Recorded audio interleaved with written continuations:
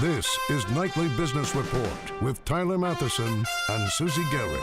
Brought to you in part by TheStreet.com. Up-to-the-minute stock market news and in-depth analysis. Our quant rating service provides objective, independent ratings daily on over 4,300 stocks. Learn more at TheStreet.com/NBR.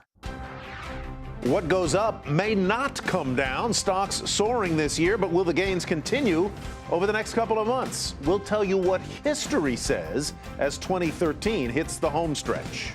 Growing pains? Twitter, one of the most hyped stock offerings of the year, is just days away from going public. But do the risks of investing in this young company outweigh the rewards? Staying put. Many young adults aren't moving out of their parents' homes.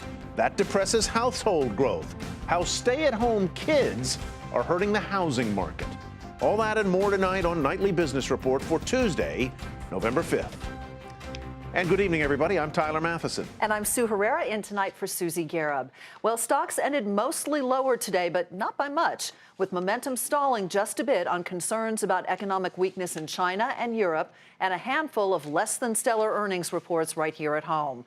But the major averages are still sitting near all-time highs for the Dow and the S&P 500 and a 13-year high for the NASDAQ. So here's how the markets fared today. The Dow fell nearly 21 points, battling back, though, from a triple-digit loss early in the session. The NASDAQ bucking the trend by gaining 3 points, and the S&P was down 5. Well, in the markets, just like everywhere else, they say what goes up must come down. But if a quick look at Wall Street history is any indication, stocks may head up, up, and away for the remainder of this year. Dominic Chu explains. Sure, the stock market still sits near record highs, but there's a good chance that the current rally still has some legs. At least that's what history is saying. The S&P 500 is up around 24% so far this year. There are only 4 other times over the last 50 years that the index has been up by at least 20% in just the first 10 months of the year. In 1975, the S&P was up 30% through October. In 1989, it was up 23%. In 1995, it was up 27%. And in 1997, it was up 23%. In each one of those other instances, stocks tacked on gains to end the year. So, over the last half century, when the market is up this much going into November and December, stocks have finished higher every time. Granted, it's only 4 cases, but still worth noting.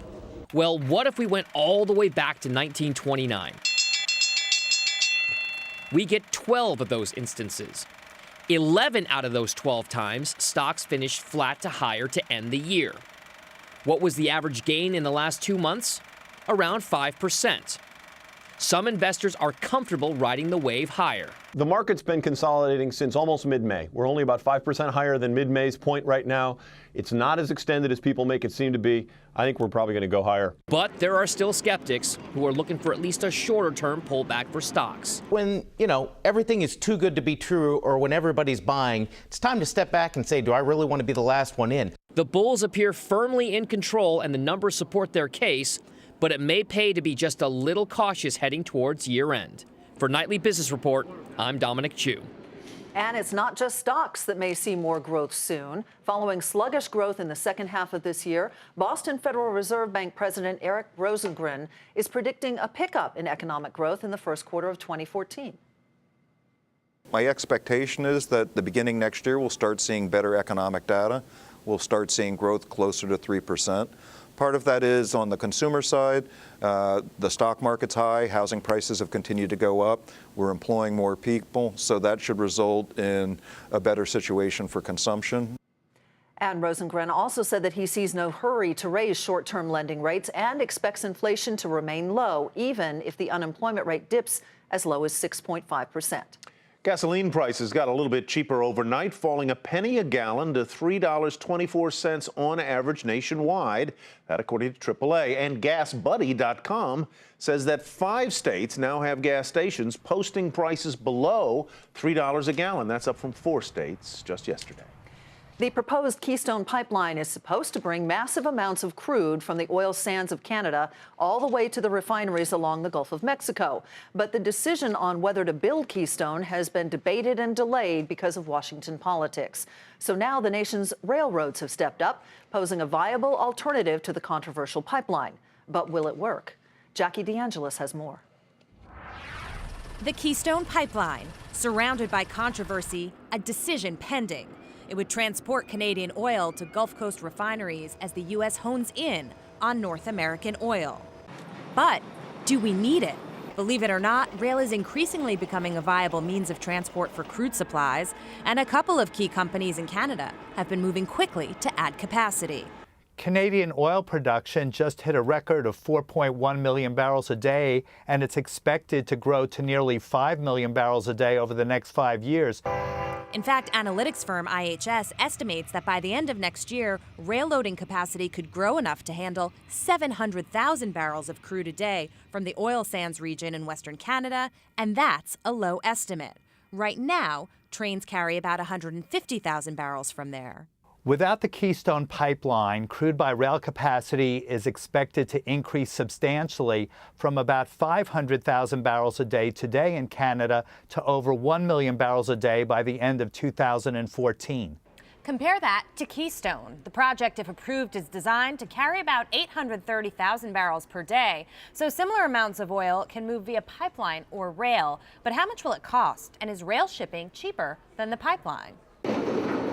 Industry data shows that shipping oil domestically by rail is about $4 to $5 more expensive per barrel than by pipeline. And shipping oil by rail from the Canadian oil sands to the Gulf Coast, well, that would be about $7 or $8 more expensive per barrel. But still, it offers an alternative to move crude around. Critics of the rail build-out raise safety concerns, like the fatal accident last summer in Quebec. But proponents say pipelines have their safety issues too. We are shipping over 800,000 barrels a day of ethanol throughout the country to meet motor fuel requirements, and one rarely hears about an incident by rail.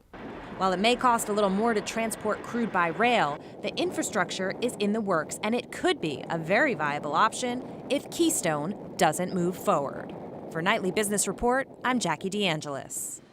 Well, good news for would-be home buyers who have put off purchasing a home because of rising prices. The real estate researcher CoreLogic says home prices rose just 0.2% in September from the month prior, a sign that those sharp price increases may be leveling off just now.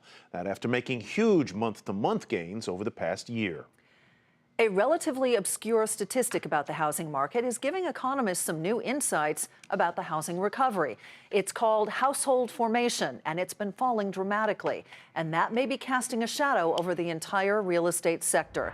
Diana Olick joins us now to explain. Diana, welcome. And why don't we start, first of all, with exactly what household formation is?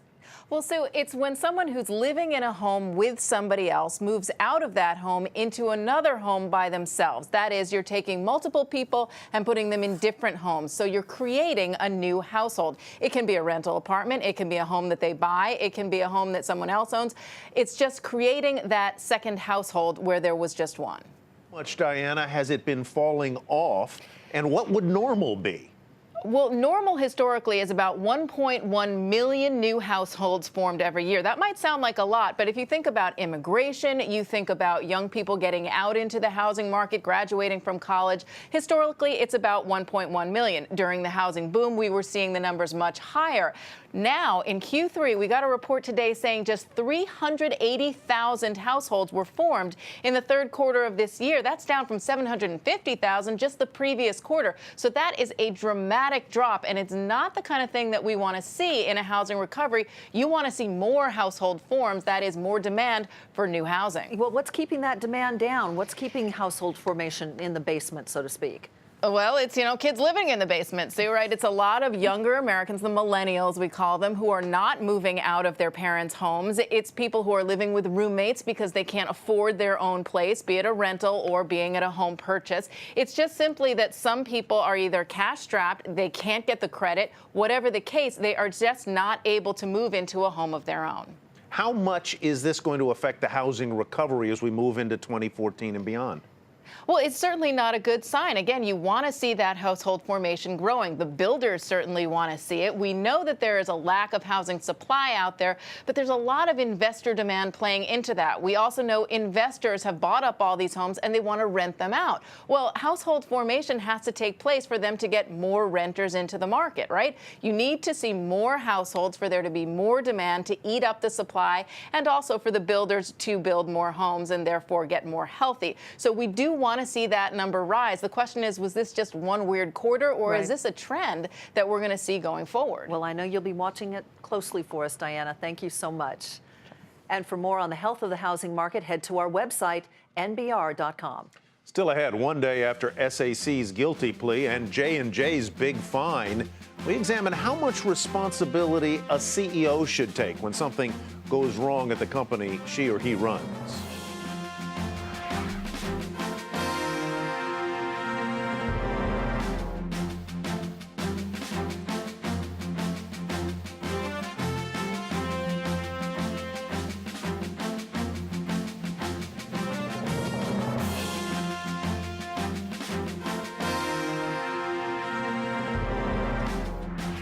By now, just about everyone has heard about Twitter's initial public stock offering later this week.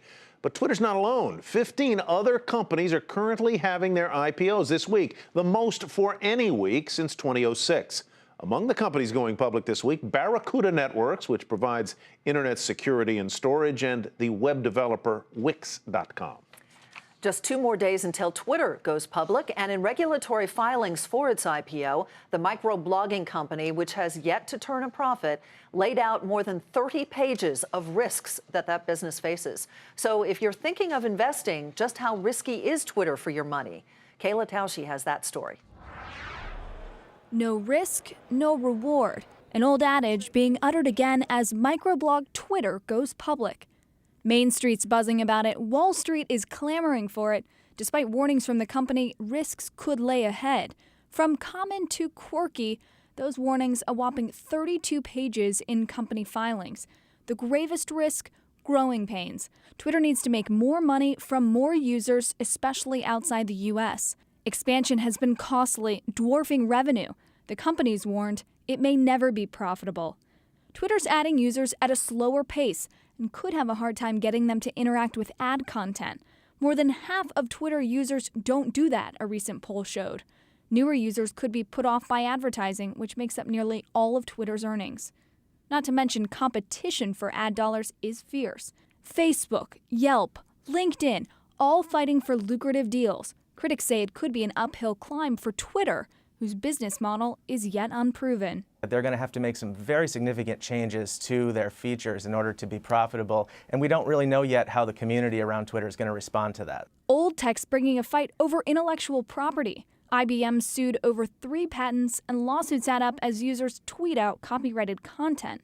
Some risks are less straightforward. Bad internet service could kick users off. Its ranking in Apple's App Store could mean fewer mobile downloads. And the perception of how Twitter measures its success could cause concern.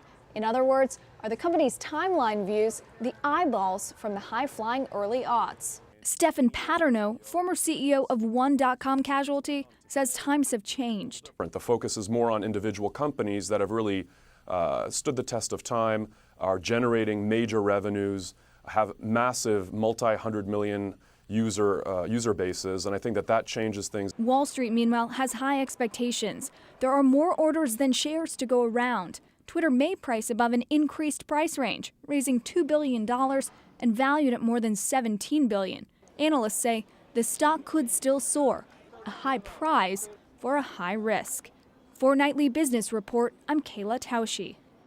Michael Kors reports a strong quarter, and that's where we begin tonight's market focus. The fashion retailer posted better than expected earnings and revenue ahead of the crucial holiday shopping season. The company also upped its guidance for the year and announced plans to open 100 more stores next year. The stock popped almost 6% to $79.13. And AOL's net income dropped a whopping 90% from a year ago because of restructuring and write-downs related to its patch unit. But revenues were strong as ad sales grew, and that's what investors focused on. The stock up 8.5% today to $42.02. But shares of Orbitz took a nosedive after that company posted an earnings miss ahead of the busy travel season. The online travel site's profits didn't meet estimates, and it lowered its full-year forecast. Revenue jumped 11%, but that didn't seem to impress investors. The stock tumbled nearly 20% to finish at $7.69. Shares of GT Advanced Technologies surged on news of a deal with Apple. That company struck a multi-year agreement to supply Apple with sapphire material. Apple uses sapphire crystals in its fingerprint reader for the iPhone 5S. GT rose more than 20% to finish at $10.10. Tesla reporting an earnings beat after the bell, but the shares initially dropped in the after-hours session. The electric car maker run by Elon Musk delivered only 5,500 Model S cars, and its fourth quarter outlook came in lower than analysts were looking for.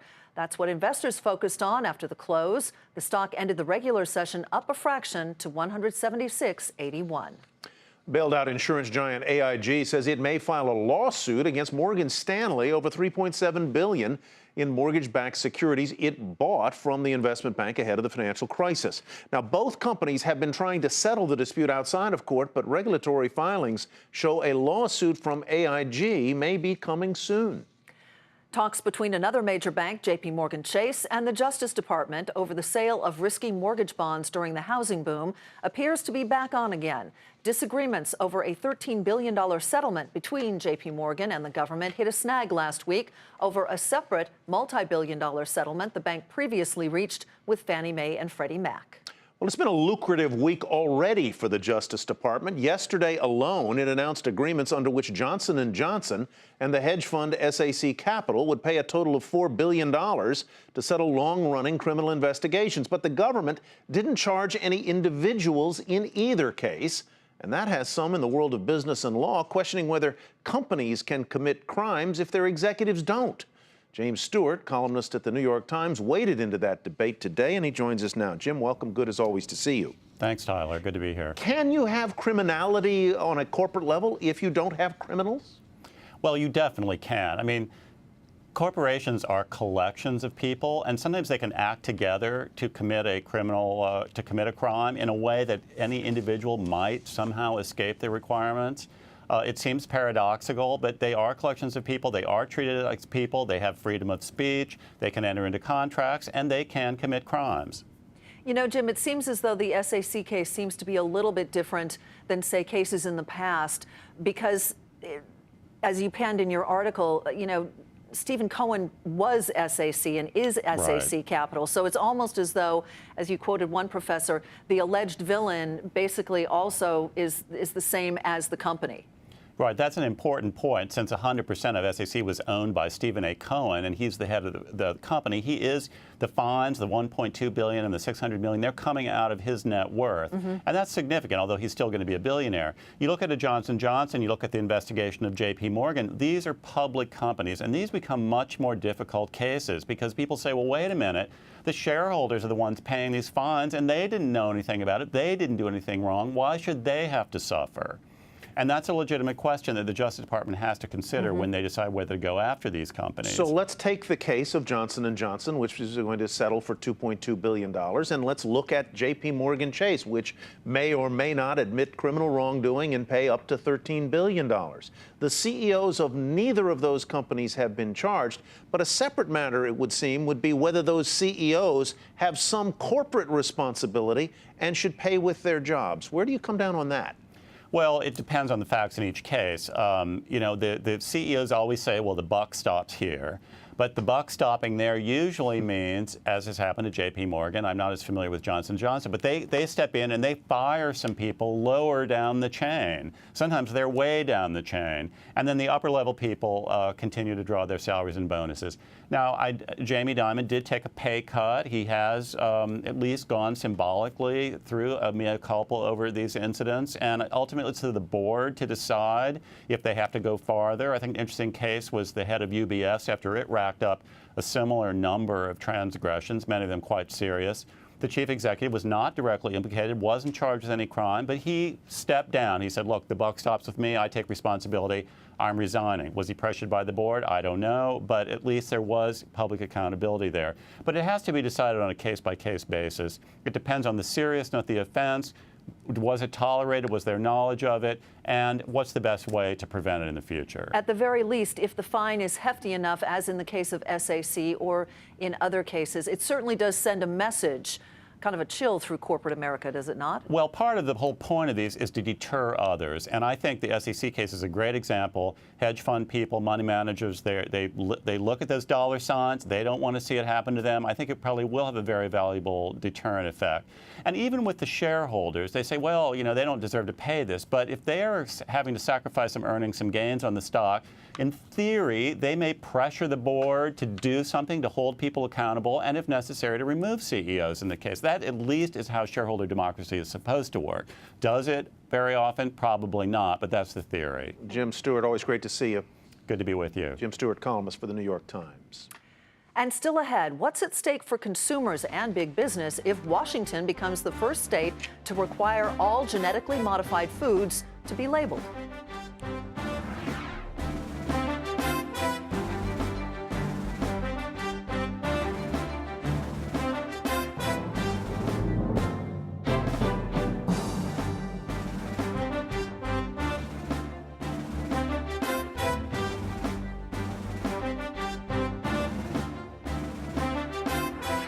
President Obama met with the chief executives of some of the nation's biggest companies today, pushing the benefits of immigration reform. The president told the CEOs of Visa, Bank of America, and other firms about the economic benefits of legislation that has already passed in the Senate, but is facing a tough challenge in the Republican-controlled House. We know that the Senate bipartisan bill that already passed would grow the economy by $1.4 trillion, above and beyond the growth that's already taking place. We know it'll reduce our deficit by $850 billion. The president says the Senate-passed bill would secure the nation's borders and provide a road to citizenship for 11 million immigrants already in the U.S., but who had initially entered illegally. The White House is asking some other CEOs to explain why some Americans' health insurance plans have been canceled. President Obama's chief of staff met with the chief executives of some of the nation's largest health insurers today, getting their input on the trouble-plagued healthcare.gov marketplace and urging them to explain cancellation notices sent to some customers signing up for new plans on state and federal websites. Meantime, at a Senate committee hearing today on the botched rollout of the federal health care website, Marilyn Tavenner, the head of the Centers for Medicare and Medicaid Services, which controls healthcare.gov, says information on the number of enrollees will be released next week. If we can know how many hamburgers and cars and records are being sold every day, why can't we know how many people are enrolling in Obamacare? If it's such a success, wouldn't that promote the success of the program, build confidence in it? And we'll have that information next week. But that's once. I mean, why don't we know it every day? But next week, as Senator Alexander suggested, may not be soon enough for some on the Hill. The House Ways and Means Committee chairman subpoenaed CMS, asking for all data the agency has on enrollment by the close of business Friday. It is Election Day, and in Washington state, a controversial ballot initiative has caused a multi-million-dollar food fight over the labeling of genetically modified foods. Jane Wells is in Seattle with the story. Americans are crazy about labels, and in Washington state, they're spending crazy amounts of money to take food labels to the next level. I believe people have a right to know what's in their food. Airwaves are inundated with ads from supporters and opponents of I-522, which, if approved by voters, would be the first law in the nation mandating special labels on many foods containing genetically engineered ingredients. The claims in those ads pushing I-522 are very misleading. $30 million has been spent on 522, a state record, with opponents outspending supporters 3-1. Opponents like Monsanto, Pepsi, and Kellogg. They claim there's no proof GMO foods cause harm, and a label law will drive up grocery bills. This fight was brought as an attack on our family farmers here in Washington, and it's a recycled initiative that came from California that California voters rejected a year ago. Our opposition has really fought labeling every step of the way. They fought nutritional and ingredient labeling list. They fought whether, to label farm-raised salmon, and this is important information that consumers deserve. Critics also say many foods will be exempt from labeling. The new law would label meat from genetically engineered animals. Now, there's currently no such meat on the consumer market right now. What it would not do is label meat from an animal-fed genetically engineered feed. Nowhere in the world, when this was filed, not one country in the world required labeling for genetically engineered livestock feed. And when you eat a corn chip or I eat a corn chip that's genetically engineered, we are not genetically engineered. 522 is leading in public opinion polls, but not by much, making it one race considered too close to call. But voters agree on one thing. And it won't cost you a dime. They're sick of hearing about it. It's just a lot of money going into a big waste bin. Oh, man, it's just too many of them. For Nightly Business Report, Jane Wells, Seattle. And finally tonight, an update on a story we told you about last night, the kickoff to the busy fall auction season at Christie's in New York City, which included a few Picassos, but it turns out the bidding was a bit of a bust. Of the 62 works of art up for sale from the private collection of a Swiss dealer, 17 of them were left unsold, and the total take for the night was $92 million, far short of the $147 million on the low end of estimates. So you could still get the balloon dog for I your want the front balloon yard. dog, but I'm worried about the lawn. You know, dogs and lawns. No, that doesn't mix. Balloon dogs. All right. That does it for us tonight on Nightly Business Report. I'm Sue Herrera. Thanks for joining us. And I'm Tyler Mathisen. Have a great evening, everybody. We'll see you back here tomorrow night. Nightly Business Report has been brought to you by TheStreet.com. Up-to-the-minute stock market news and in-depth analysis. Our quant ratings service provides objective, independent ratings daily on over 4,300 stocks. Learn more at TheStreet.com/NBR.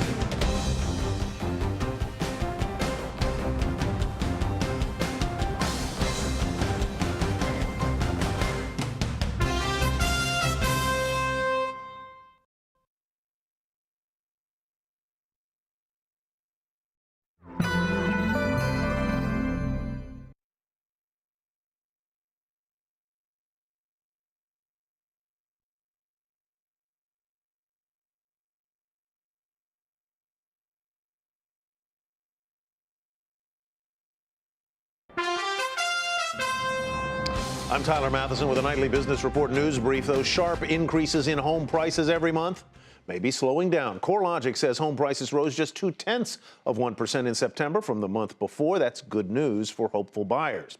Well, despite good news about the services sector of the economy in September, stocks barely budged today, ending mostly lower on concerns about economic weakness in China and Europe. The Dow fell about 21 points, erasing an early triple-digit loss. The Nasdaq gained 3 points, and the S&P was down 5. The price of oil fell to a 5-month low just above $93 a barrel. Tesla earnings beat estimates, but it delivered fewer electric cars than Wall Street expected, sending shares lower after hours. And tune in to Nightly Business Report here on your public television station.